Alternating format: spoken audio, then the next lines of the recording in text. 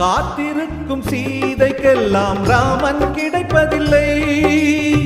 ராவணர்க்கு சீதை என்று பிரம்மன் எழுதவில்லை.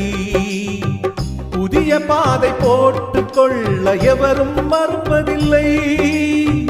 பலிகள் கேட்கும் பழமை தன்னை யாரும் பொறுப்பதில்லை. பெண்ணுக்கு பெண்ணிங்கு எதிரி இல்லை. பெண்மையை காட்டிலும் தெய்வமில்லை. அத்தை கண்களில் அன்னை தோன்றினாள். தோன்றினள் மாகாளி, அவள் பரிசிந்த பொன்தாலி. இது காதலின் சங்கீதம், புது குங்கும சந்தோஷம். மாற்றும் மாலையும் ஏற்றும் தீபமும் மங்கள பண்பாடும் ஸ்ரீதேவியின் கல்யாணம்.